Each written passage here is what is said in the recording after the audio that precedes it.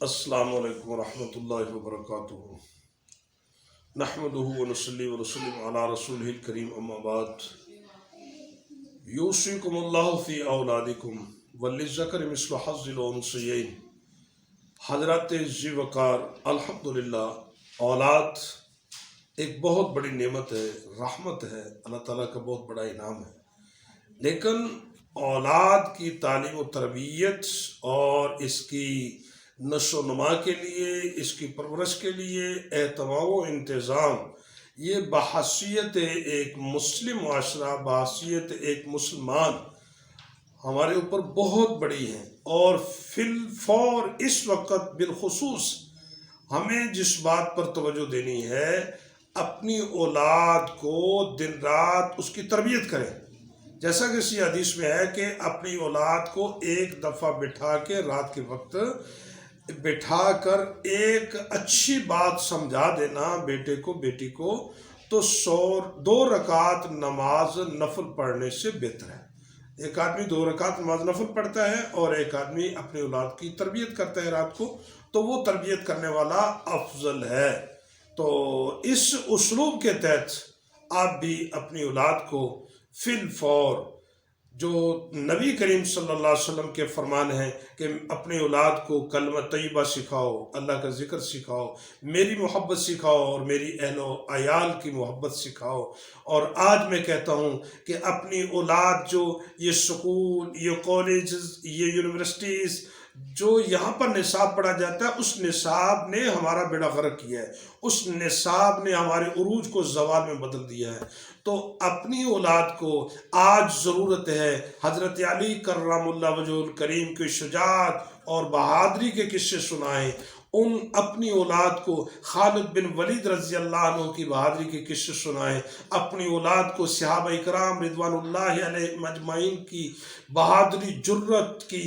داستانیں سنائیں۔ آپ اپنی اولاد کو صلاح الدین ایوبی کی باتیں سکھائیں، اپنی اولاد کو محمد بن قاسم کی باتیں سنائیں، اپنی اولاد کو طارق بن زیاد کی باتیں سنائیں، اپنی اولاد کو مردان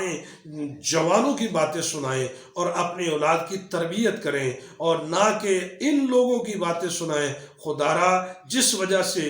آج دیکھیں ہماری بزدلی کی حالت یہ ہے اور ہماری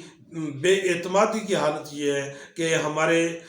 مسلمان بھائی جو ہیں ان پر قیامت ٹوٹ پڑی ہے، لیکن ہم ٹس سے مس نہیں ہو رہے۔ ہمارے ضمیر جو ہے وہ بالکل مردہ ہو چکے ہیں، ہم چلتے پھرتے کھاتے پیتے بیٹھتے اٹھتے بولتے چالتے سب مردہ ہے، اور مردے بھی جو ہے وہ بھی الحمدللہ وہ بھی سنتے ہیں، لیکن ہم سنتے نہیں ہیں۔ ہمیں اگر خدا کی قسم کوئی بھی مسلمان اس فلسطینی بھائیوں کے بارے میں اگر کوئی مسلمان صرف سن لے، صرف دیکھ لے، سوچ لے، خدا کی قسم اس کو ساری رات نیند نہیں آئے گی۔ اور کہاں ہیں ہمارے ارباب اختیار، کہاں ہیں ہمارے بڑے، کہاں ہیں ملک کو چلانے والے، کہاں ہیں بڑے بڑے دعووں والے، کہاں ہیں وہ جو اپنی قوم پر ظلم اور جبر کرنے والے، آنسو گیس، شیلنگ اور ماڈل ٹاؤن میں لوگوں کو ناحق مارنے والے، وہ کہاں ہیں؟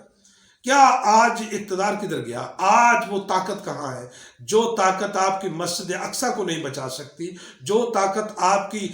روتی ہوئی بچیوں کو، بچوں کو نہیں بچا سکتی، مسلمانوں کی بربادی کو نہیں بچا سکتی، آپ کو وہ طاقت آپ کی کس کام کی ہے؟ آپ نے بھی مرنا ہے، ہم بھی جائیں گے، تو جب اللہ کے دربار میں پیش ہوں گے تو مسجد اقصیٰ بھی ہوگی اور آپ بھی ہوں گے اور وہ بچے بھی ہوں گے۔ بِأَيِّ ذَنبٍ قُتِلَتْ، آپ سے پوچھا جائے گا کہ یہ کیوں مارے گئے ہیں، اور آپ خاموش تماشائی بن کے بیٹھے ہیں۔ اور ہمارے بہت سارے جو ہے نا وہ فیس بک پہ آنے والے، یوٹیوب پہ آنے والے ایسے افراد جو ہیں، خدا کے لیے میں ان کے آگے ہاتھ جوڑتا ہوں کہ وہ لوگ ان واقعات کو اس کیٹاگری میں بیان کرتے ہیں، اس اسلوب میں بیان کرتے ہیں کہ وہ بھی مسلمانوں کے پاؤں کے نیچے سے زمین کھینچتے ہیں، اور ہمارے فلسطینی بھائیوں کی جو جنازے ہیں ان پر وہ ظلم کر رہے ہیں اور ان کے زخموں پر نمک چھڑک رہے ہیں۔ خدا کے لیے یہ مغرب کی اور اسلام کی جنگ ہے، یہ کفر اور اسلام کی جنگ ہے، اس میں کوئی دوسری رائے نہیں ہے۔ اپنے بچوں کو ایسی کہانیاں سنائیں، ایسی تربیت کریں کہ آپ کا بیٹا بڑا ہو کے صلاح الدین ایوبی بنے، آپ کا بیٹا بڑا ہو کر خالد بن ولید بنے، آپ کا بیٹا بڑا ہو کر محمد بن قاسم جیسی جرأت مندانہ اسلام کی خدمت کرے۔ وما علینا الا البلاغ۔